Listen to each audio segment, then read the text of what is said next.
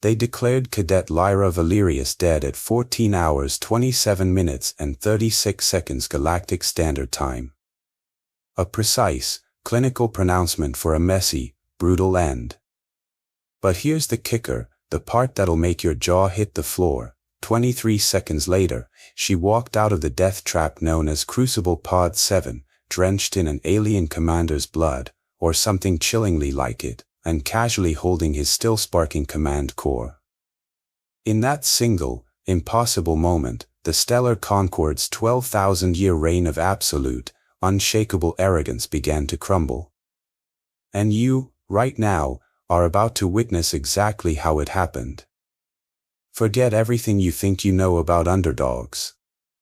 In just the next few minutes, you'll see the spark that ignited a galactic firestorm, a moment so pivotal it would shatter an ancient cosmic order. Lyra Valerius.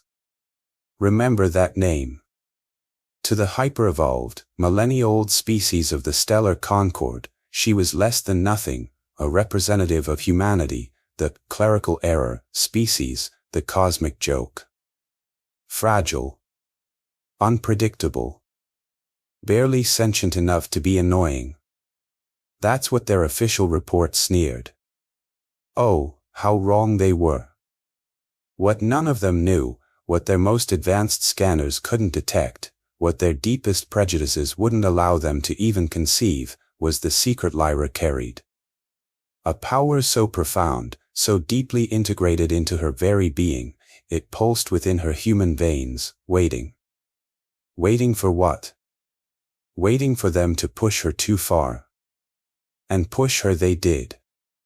The formidable Cthar Commander Forlag, a being whose cruelty was as legendary as his tactical genius, had a personal vendetta against the inferior human race. He'd meticulously orchestrated Lyra's demise, a deliberate plot unfolding right now, this very second, within the lethal confines of Crucible Pod 7. This wasn't just a rigged simulation, it was a carefully planned execution. The ultimate test of human inadequacy. You're about to discover the untold story of defiance that every single being who's ever felt underestimated, overlooked, or outright dismissed needs to hear. Miss this, and you missed the blueprint for turning perceived weakness into unimaginable power. This isn't just a story, it's a goddamn revelation. So, buckle up. The question that should be screaming in your mind right now is this: what terrifying, paradigm-shattering truth lay dormant within this supposedly unremarkable human cadet? A truth so potent, so reality-bending, that its bloody, violent unveiling on the prestigious Academy world of Cygnus Prime would send shockwaves of raw fear and stunned awe from the heart of the Concorde to the farthest, darkest reaches of uncharted space.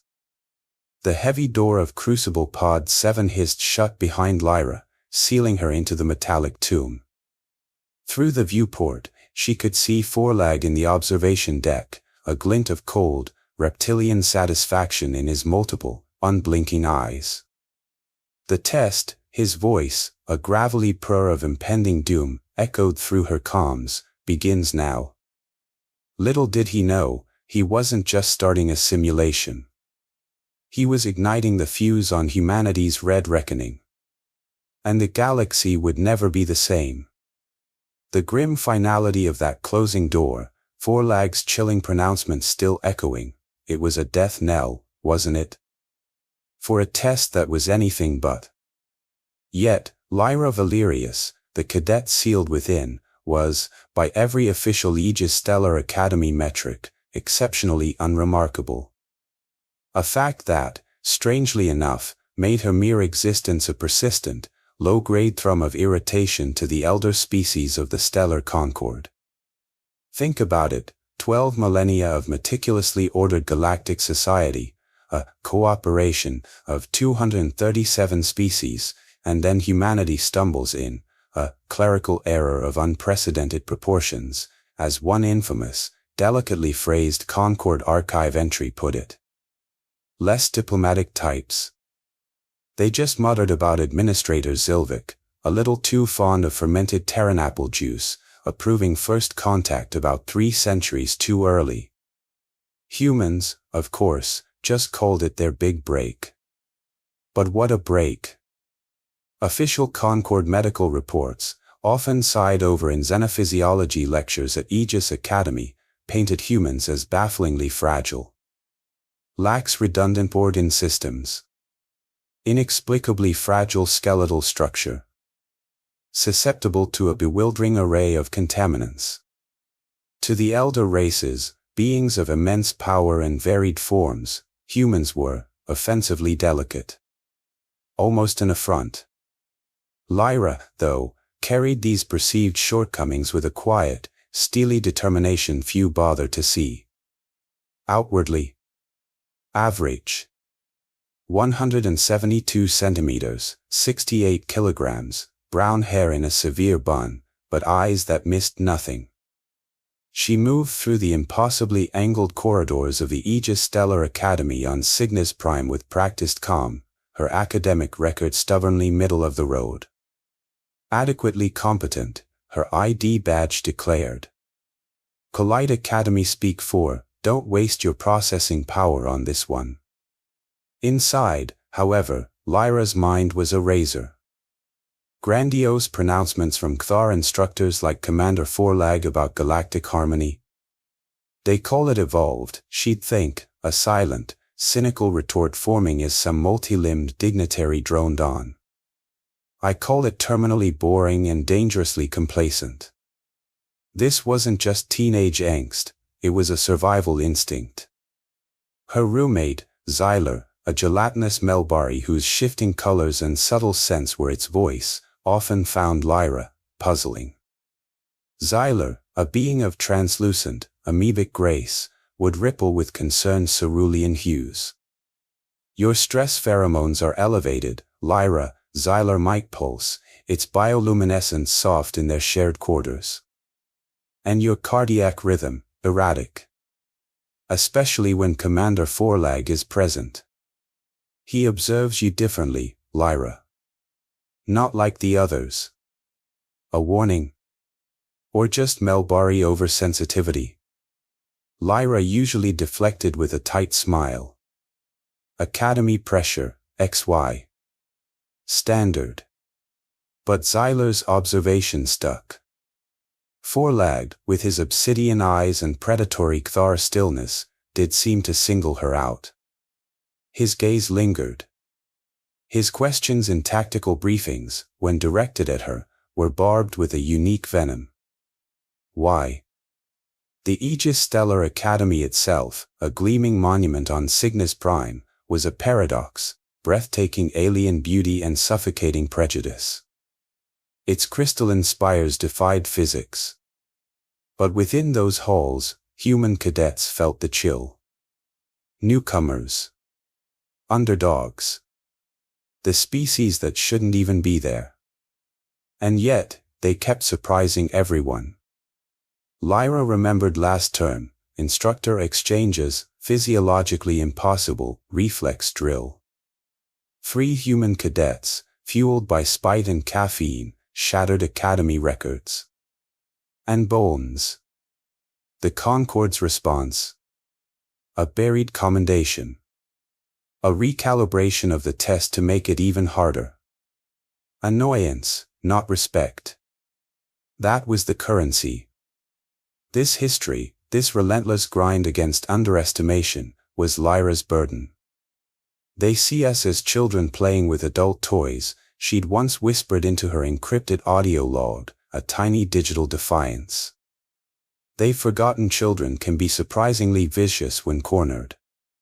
Underestimation was a tactical advantage, sure. But the weight of it. Some days, it was heavier than Cygnus Prime's triple gravity. Which brought her to the moments just before Forlag sprang his meticulously crafted trap. Standing at her locker, the extreme environmental adversity training briefing fresh in her mind, neutron star gravity, atmospheric toxins, hostile entities, the usual Tuesday horror show, a knot formed in her stomach. Her gaze snagged on the updated pod assignments. Lyra Valerius, Crucible Pod 7. And there, almost invisible, a tiny, unfamiliar glyph next to the designation. HFY design. Jagged. New. Her breath caught. Paranoia. Pod 7 had a reputation. Malfunctions. Calibration issues that suspiciously favored certain species' demise. She tried to dismiss it. Pre-simulation jitters. Just another day at the office, Lyra muttered, the words tasting like ash. A grim smile, a warrior's mask. She straightened her uniform and headed towards the simulation chambers, the image of that tiny, alien sigil, that HFY glyph, burning itself into her mind. What did it mean? The answer, she suspected, was going to be far from pleasant. It was going to be brutal. That tiny, unfamiliar HFY glyph Lyra had spotted.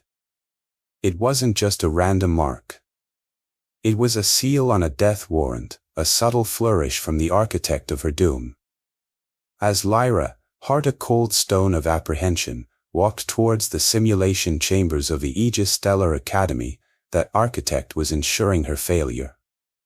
High in the darkened observation deck, Commander Forelag stood motionless, a HFY monolith. His multiple obsidian eyes fixated on Crucible Pod 7 schematic. His aide, a nervous Hestari sub-officer named Luris, fidgeted. Modifications to Crucible Pod 7 are complete, Commander, Luris stammered. Grav dampener, removed. Safety overrides, bypassed. Atmospheric toxin regulators, maximum yield. Each word, another nail in Lyra's coffin. Forelag barely twitched. A faint tightening of his mandibles. Then, a curt nod. Excellent, Sub-Officer Luris. His voice, a low, gravelly rumble. Parameters unchanged, Category 7 gravitational anomaly. And, a pause, a flicker of something cold in his eyes, ensure the special defense turret activates if the human resists expected failure. We wouldn't want her to suffer, unnecessarily. Luris swallowed. Expected parameters. Humans weren't expected to last minutes.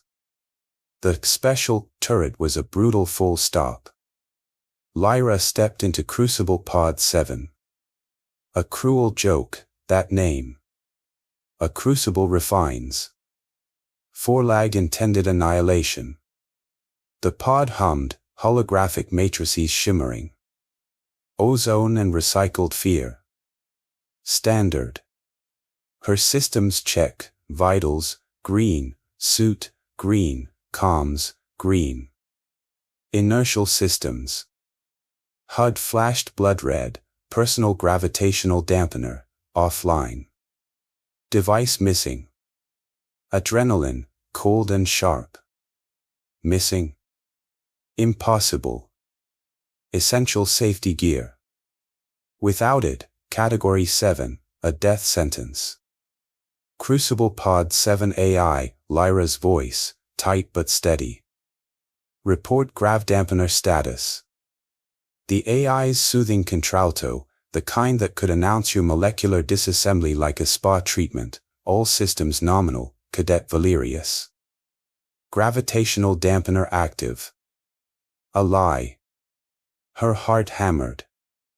Her fingers brushed the empty clip on her belt. Panic clawed, but iron resolve, forged in years of being the underestimated human, held. Instructor Forelag, Cadet Valerius, Crucible Pod 7, she transmitted, voice clipped. Grav dampener missing. Repeat, not operational. Request immediate halt, equipment check. Silence. 3 seconds. Then, Forelag's voice, smooth obsidian, dripping false concern. Cadet Valerius, pre-simulation checks are your responsibility. Human oversight, perhaps. The insult hung heavy. Parameters locked. Exercise commences in 3. No. 4 lagged, listen. There's no. 2. The floor lurched. Violently. An invisible giant slammed Lyra down. 6 GS, climbing. Her vision exploded, black and crimson. Ribs creaked. Lungs fought for air. Toxin alarms wailed, corrosive poison. They expect me to break, she snarled silently, clawing for purchase. To scream. Beg. Dissolve. Jaw aching. Not today. Not like this. Through darkening vision, crushed by simulated gravity, she saw it. Descending. A security turret. Not standard. Sleeker. Angular. Menacing barrel. It swiveled. Towards her. Beyond training. Beyond risk. Planned. A cold certainty, an ice sliver in the inferno of pain. This isn't a test. It's an execution. High above, Forlag watched. A faint twitch of his mandibles, a Kthar smile. His eyes, cold. He subtly touched a private console. His reflection caught a flicker, ancient, sorrowful Kthar expression. Gone. Replaced by hardened malice. Let's see how resilient the Concord's clerical error truly is, he murmured, unheard. A death sentence, spoken with a scientist's detached curiosity. His claw descended. The universe held its breath. 23 seconds, annihilation and apotheosis. Forlag's claw descended. The Kthar commander wouldn't wait long to test the resilience of humanity, the stellar Concord's irritating, clerical error. And just like that, the universe tilted. The turret, that menacingly modified appendage hanging from Crucible Pod 7's ceiling, locked onto Lyra Valerius's pinned, struggling form. No warning. Just a silent, almost imperceptible energy buildup. Then, it fired. Not a stunner. Not a polite suppression round. This was a shimmering bolt of pure kinetic hell, a modified antimaterial projectile designed to gut light-armored vehicles. It tore through the already toxic air. Struck Lyra squarely in the chest. Her world didn't just explode in red, it became red, searing agony, the shriek of tearing metal that was her suit, the impossibly louder, internal shriek of her own body giving way. The impact slammed her backward with the force of a rogue asteroid, limbs flailing, a grotesque bloom of crimson erupting across her uniform. She crumpled. A faint, choked gasp. Silence. In the Aegis Stellar Academy observation deck, chaos, in its many alien forms. Lyra's Melbari roommate, Xyler, pulsed a frantic, horrified kaleidoscope of nauseous violet and despairing gray. The silicon-based Drovan merely logged it, crystalline features unreadable. Sub-Officer Luris, Forlag's Hestari aide, looked physically ill. Commander Forlag, though. A flicker of chilling satisfaction in his multifaceted eyes, quickly masked by feigned gravity. Medical emergency, Crucible Pod 7, he announced, voice resonating. Cadet Valerius is down. Initiate recovery. Standard procedure. Utterly pointless. The Academy's medical AI, infuriatingly calm, projected its grim assessment. Cadet Lyra Valerius, vitals, flatline. Biological termination confirmed. Time of death, 14 hours 27 minutes and 36 seconds Galactic Standard Time. The universal, soul-numbing drone of a flatline. A life ended. 23 seconds. An eternity. A heartbeat. The time it took for reality to unravel. 14:27 and 37 seconds Gold Standard Time. Forlag began dictating his report, his secondary vocal apparatus clicking, unfortunate equipment malfunction, inherent human physiological vulnerabilities, commendable, if futile, spirit, a neat fiction. 14:27 and 38 seconds Gold Standard Time. Xyler post desperate emergency override requests. Denied. 14:27 and 39 seconds Gold Standard Time. Deep within Lyra's mangled chest, something stirred. A microscopic, anomalous electrical impulse. Pod systems flagged it, instrument error. Impossible. Ignored. The hemiciphers, though, were not ignoring it. 14:27 and 41 seconds Gold Standard Time. Aegis AI flagged the incident. Calculated 0.0003% survivability. Statistical 0. Diverted resources. 14:27 and 43 seconds Gold Standard Time. A young Pelosi cadet, sharp avian eyes wide, gasped. Look. The blood, it's not just pooling. It's moving.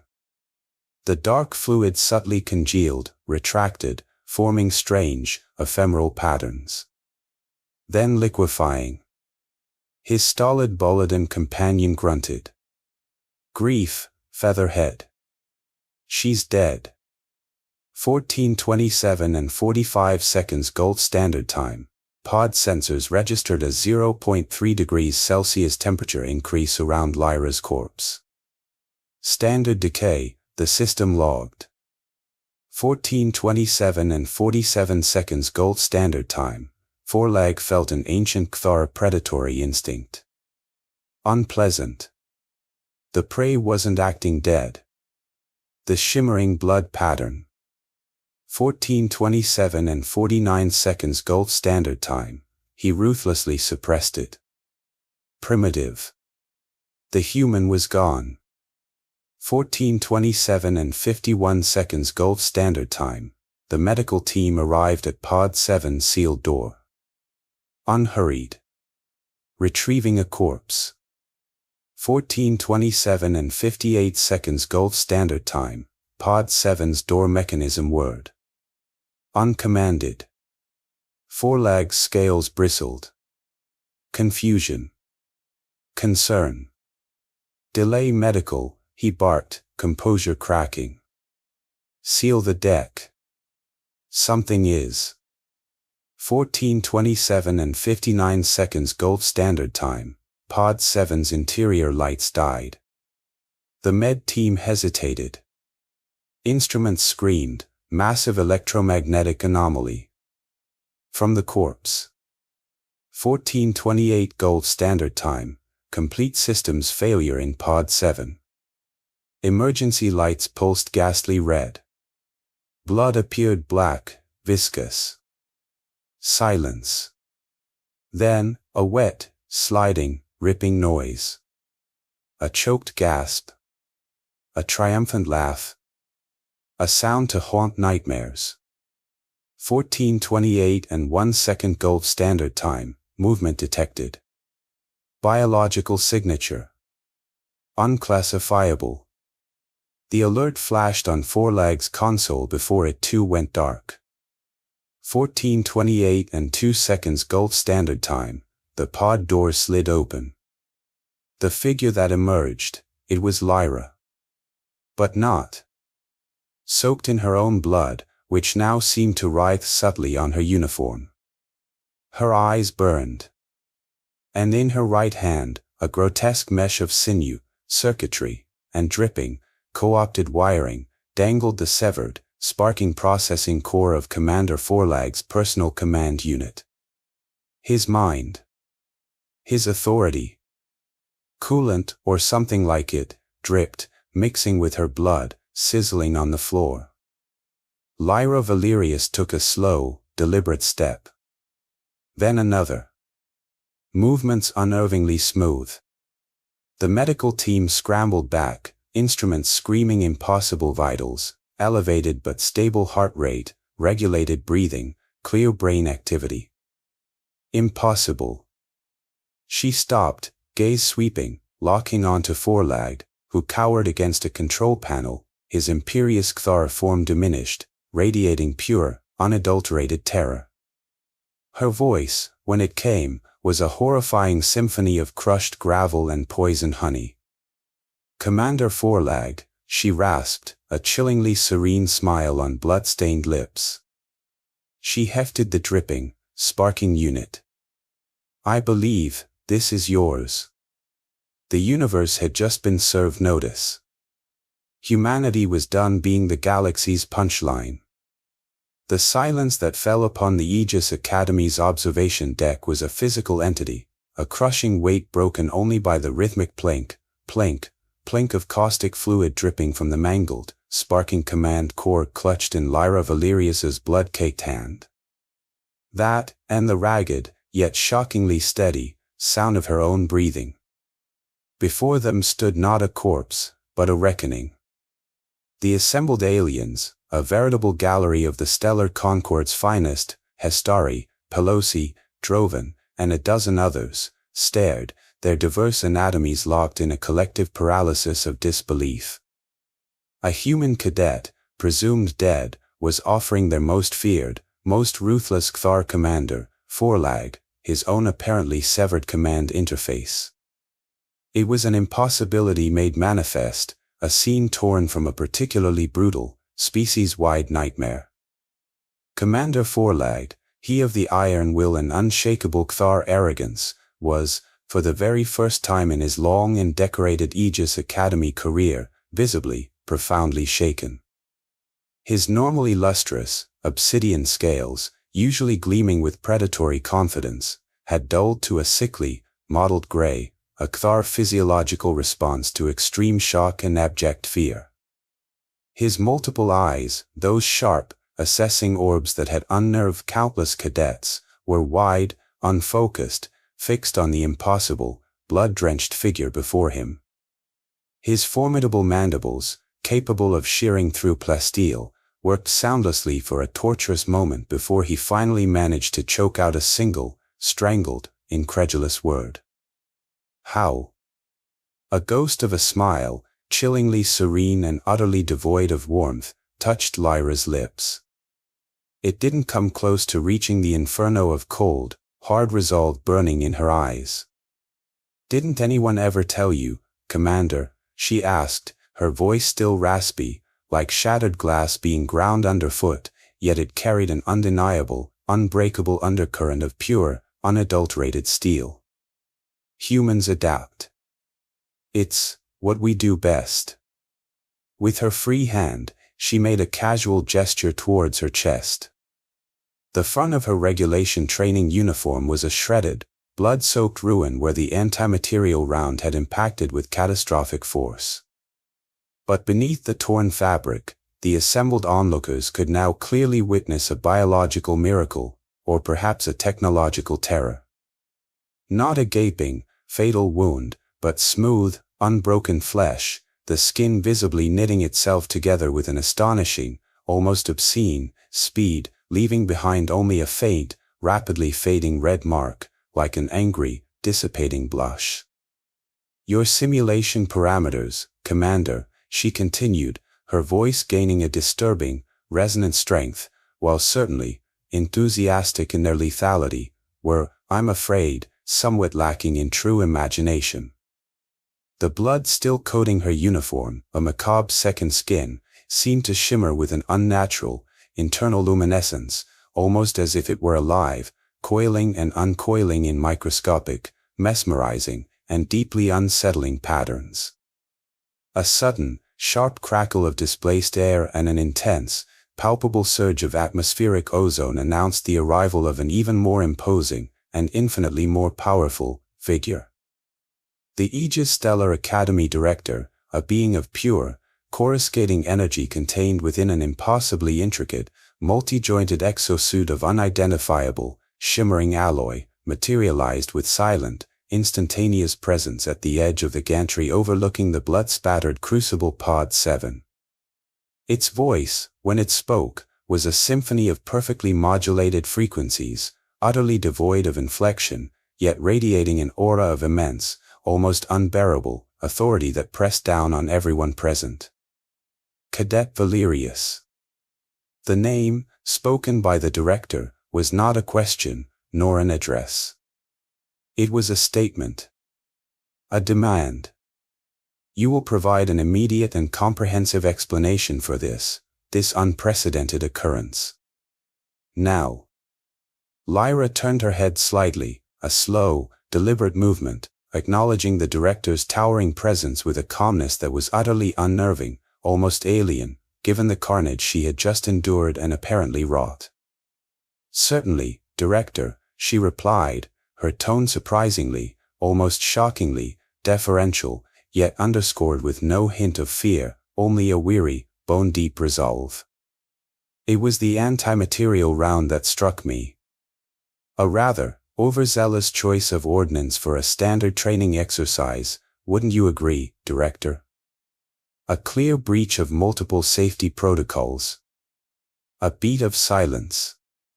Regardless, the extreme, and quite intentional, trauma, it triggered my emergency hemocipher deployment protocol. A ripple of utter confusion, a discordant murmur of a dozen alien languages, swept through the transfixed onlookers. The director's radiant energy form pulsed with a brief, intense flare of agitated cobalt blue. You're, what, Cadet Valerius? Hemociphers, Director, Lyra clarified, enunciating each syllable with slow, deliberate precision, as if explaining a complex theorem to particularly dense, and possibly hostile, children. Genetically engineered, organic-based, bio-nanite cellular augmentations. Standard emergency survival protocol for all Aegis Academy human cadets who are officially classified with, shall we say, insufficient natural defensive capabilities to meet the rigors of modern galactic warfare. She paused, letting the implications sink in. They are, by specific design, entirely undetectable by any standard stellar Concord medical or technological scans. Until, of course, they are activated by direct, life-threatening trauma. They're literally woven into our bloodstream, Director. An integral, if previously unannounced, part of our biology now. From the cluster of stunned Academy xenobiologists, a choked gasp.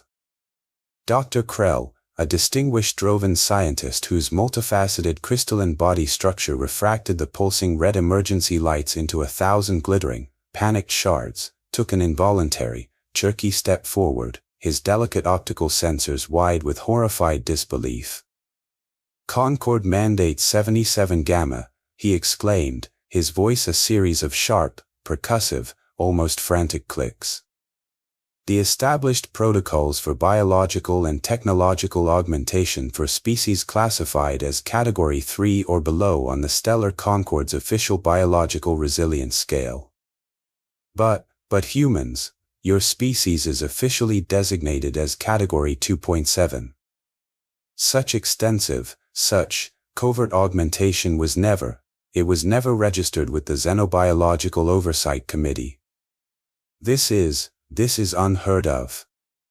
A blatant violation. Lyra offered a slight, almost pitying nod towards the agitated Drovan. Precisely, Dr. Krell. We adapt. It's a human specialty. You see, when my hemociphers finished, repairing the rather extensive damage to my person, and I assure you, it was extensive, their secondary defensive subroutines immediately initiated. Standard procedure. They identified the primary source of the lethal attack.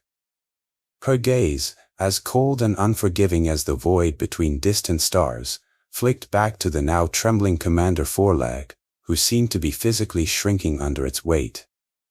She gestured with the dripping, sparking command core still clutched in her hand. That source being your personal command unit, Commander.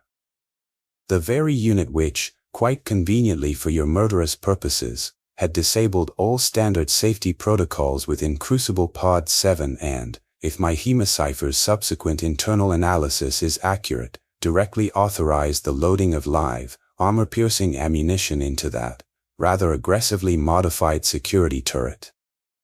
A clear and egregious violation of multiple Aegis Academy statutes, and indeed, several articles of the Concord War Accords, wouldn't you agree, Commander?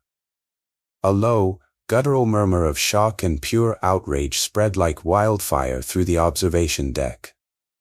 Forlag's normally obsidian scales had gone from sickly gray to a ghastly, chalky white. He looked like a statue carved from fear. And how, Cadet? The director's voice cut through the rising clamor like a beam of focused energy, its modulated tones now laced with something akin to cold, dangerous fury. Did you come to be in possession of Commander Forlag's command unit? Explain its extraction. Quite simple, really, Director, Lyra replied, a faint, almost predatory smile playing on her lips. It was a terrifying sight on her blood-streaked face. Following their primary repair functions and threat identification, the Hemociphers accessed my implanted tactical knowledge database, another little human adaptation you all apparently never bother to scan for with sufficient diligence or technological acumen. They cross-referenced Commander Forlag's unique command signature and bioimprint. Identified that his unit was remotely, and quite illegally, interfaced with Crucible Pod 7's internal environmental and weapons systems. They then, they followed that quantum-entangled connection. Bypassed your Academy's, rather rudimentary internal security firewalls, I must say. And, they retrieved the offending unit while I was being reassembled. My apologies for the somewhat visceral nature of the extraction. Quantum entanglement makes for surprisingly swift and remarkably discreet delivery, even, it would seem, through several layers of hardened Cthar battle armor. Sub-Officer Luris, the pale Hestari technician who had earlier confirmed the pod's sabotage to Forlag, let out a choked, disbelieving sound, his antennae twitching spasmodically. Impossible. That command unit, it was physically integrated within Instructor Forlag's armored carapace. Hardwired. Shielded. Lyra raised a blood-smeared eyebrow, her expression one of almost detached, academic curiosity. Was it, Sub-Officer?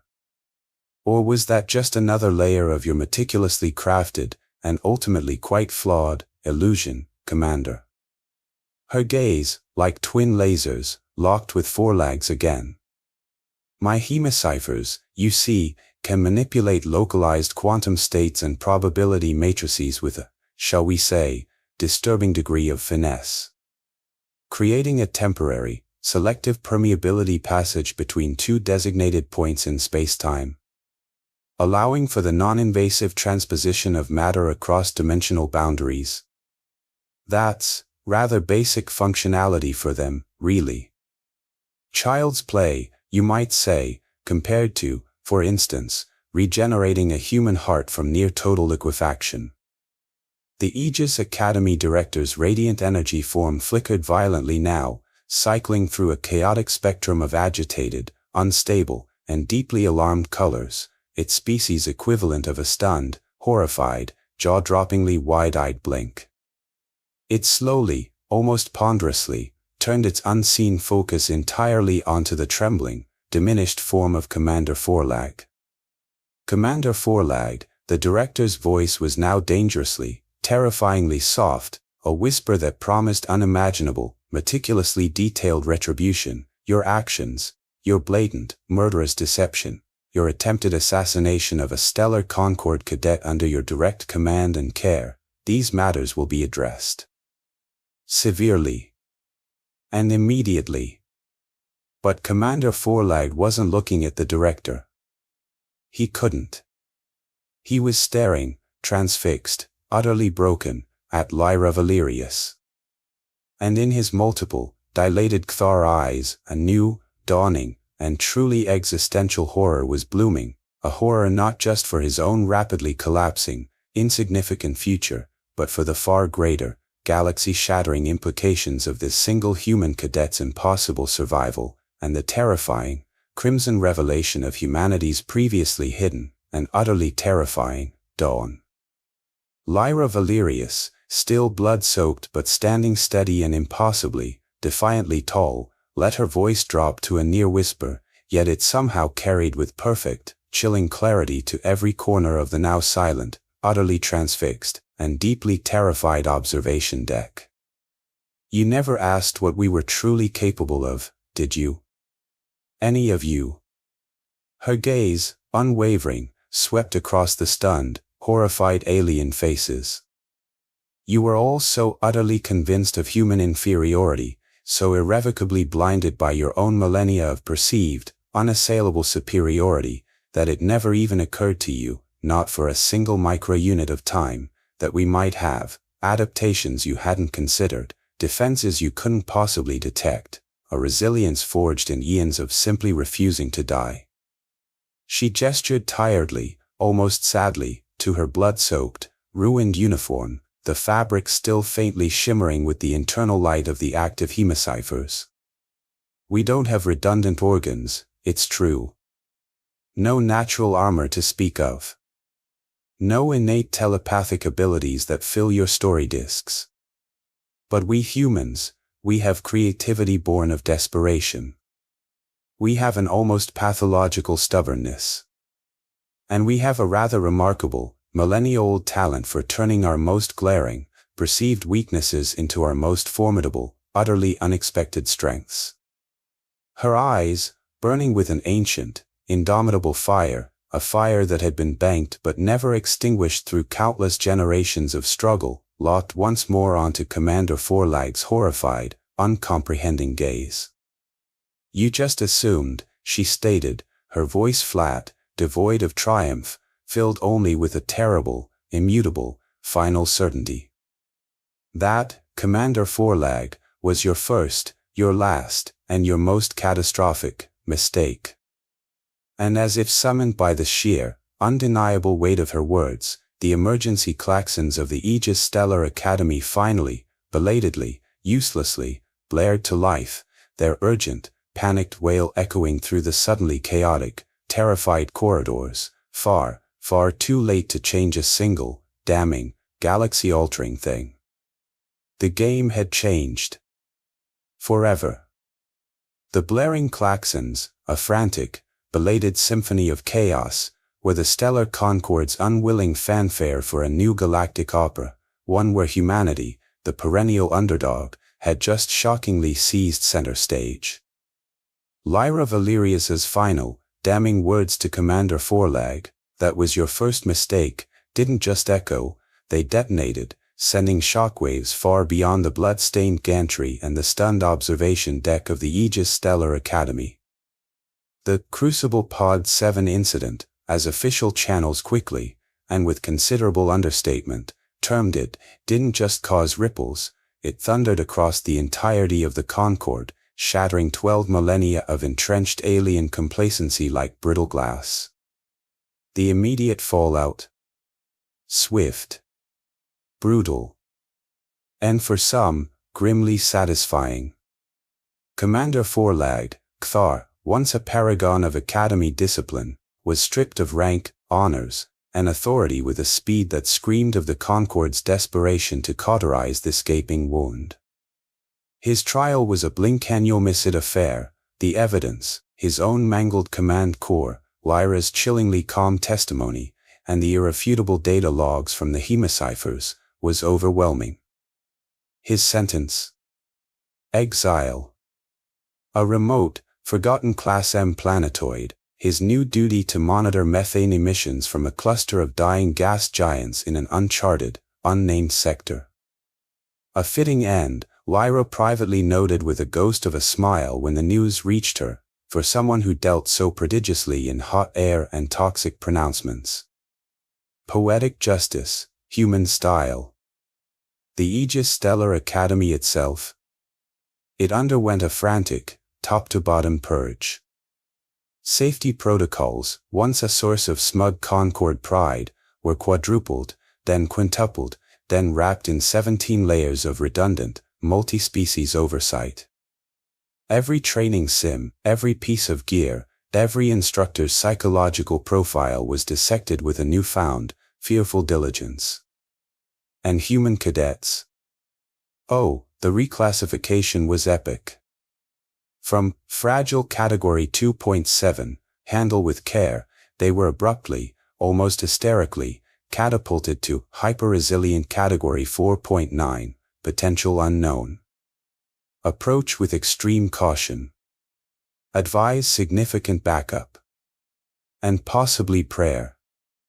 Overnight, the handful of humans at the Academy went from being objects of pity or mild, dismissive contempt to subjects of intense, deeply nervous fascination. Cafeteria conversations, once filled with casual condescension, now involved wide berths and averted alien gazes. The Hestari government, four-legs scaled homeworld, publicly disavowed his heinous actions with theatrical displays of outrage, while privately, their intelligence agencies scrambled, sweating metaphorical bullets, to understand the true, terrifying extent of this human deception and the full capabilities of these newly revealed, game-changing hemiciphers.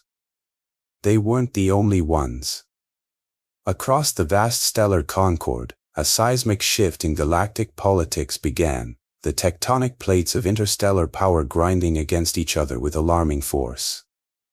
Species and ancient star empires that had previously dismissed Earth and its fledgling colonies as minor, almost negligible curiosities, now dispatched urgent, high-level diplomatic envoys, their messages suddenly, miraculously, couched in terms of newfound respect, and a very healthy, very palpable dose of raw fear. Long-standing trade deals were frantically renegotiated. Ancient military alliances were nervously, painstakingly, reconsidered. The phrase, the microscopic, sentient armada potentially hiding in every single human capillary, became a whispered, fearful euphemism in the gilded, panicked corridors of power from Cygnus Prime to the farthest galactic arm. Humanity, it turned out, had teeth. Microscopic, hyper-advanced, and utterly terrifying teeth. And Lyra Valerius, the unremarkable cadet who had single-handedly, and quite literally, ripped the guts out of the Concorde superiority complex. She became an instant, albeit deeply reluctant, intergalactic hero. A legend. Offers of prestigious, safe, mind-numbingly dull desk-bound positions flooded in from every corner of the Concorde, senior analyst for Xenothreat response, special advisor on human potential, a particularly ironic one, she thought, head of interspecies sensitivity training, that one actually made her laugh out loud. She politely, firmly, and with a hint of her trademark internal sarcasm, declined them all. Instead, she chose a posting that sent a fresh wave of horrified consternation and grudging, bewildered admiration through the ranks, tactical officer aboard the newly commissioned, cutting-edge Vanguard-class deep space exploration vessel, SCS Dauntless. She would be the first human, the first Category 4.9 being, to serve in such a critical, high-stakes role on an elite, first-contact flagship. Her official Aegis Academy file, now heavily redacted and classified at levels even the director probably couldn't access without a retinal scan and a blood sacrifice, included a single, chillingly understated, and now infamous addendum, known to have survived at least one, otherwise fatal combat injury through unconfirmed, highly advanced biological/technological mechanisms. Further data remains sealed under Concorde Security Mandate Omega Prime. Do not, under any circumstances, provoke. 3 standard galactic months after the Crucible Pod 7 incident, Lyra Valerius stood on the expansive command bridge of the SCS Dauntless, the star-dusted, infinite velvet of uncharted space spread before her on the main panoramic viewscreen. The ship hummed with quiet, immense power, a tangible promise of discovery, of danger, of the future. Beside her, her old roommate, Xyler, the gelatinous, empathetic Melbari, now, through a series of highly improbable but entirely welcome bureaucratic shuffles, Lyra suspected the academy director had pulled a few energy strings, serving as the dauntless primary xenolinguistics and cultural specialist, pulsed a soft, contemplative azure hue. They still don't truly understand, do they, Lyra? Xyler's thoughts, translated seamlessly by Lyra's advanced neural interface, were tinged with a familiar, gentle, empathetic concern. The hemiciphers, they think that's the entirety of it. The big secret. The ultimate weapon. Lyra allowed a faint, rare, almost wistful smile to touch her lips as she gazed out at the endless, glittering tapestry of stars. So many worlds. So much unknown. No, Xyler, she said, her voice quiet, reflective, imbued with a wisdom far beyond her years. They don't. Not really. She took a slow breath, the recycled air of the bridge tasting of adventure and uncertainty. They're not just afraid of the hemiciphers, my friend. They're afraid of what else they might have missed. They're afraid of what we, as humans, with our messy emotions, our illogical loyalties, and our utterly infuriating refusal to lie down and die when we're supposed to, they're afraid of what we might yet become. Back on Cygnus Prime, at the heavily guarded, now decommissioned and permanently sealed entrance to the infamous Crucible Pod 7, the Aegis Stellar Academy had installed a new, surprisingly modest plaque. It was small, easily overlooked, crafted from plain, unadorned, gunmetal-grade durasteel, a stark contrast to the ostentatious, self-congratulatory monuments to alien martial prowess that littered the academy grounds. It bore a single, simple inscription in universal script, a phrase apparently coined by the human cadet who had almost single-handedly redefined the meaning of resilience for an entire galaxy. Assumptions are the mother of all cataclysms.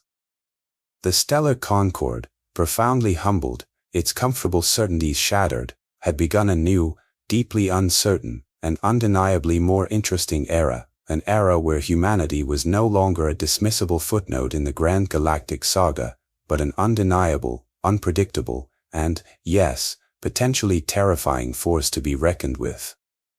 And the galaxy, for the first time in a very, very long time, held its collective breath, wondering with a mixture of dread and awe what other secrets those fragile-looking, infuriatingly resilient bipeds from the distant, insignificant Sol system might still hold close to their illogical, fiercely beating hearts. Wondering if their terrifying, life-giving, and apparently weaponizable hemiciphers were truly only meant for defense. The price of underestimation had been paid in full, in blood and shattered pride. The dawn of humanity's true, untamed galactic age had, at long last, unequivocally, begun. What would they do with it? That was the question now burning in the minds of 1,000 alien species. And for once, none of them dared to assume they knew the answer.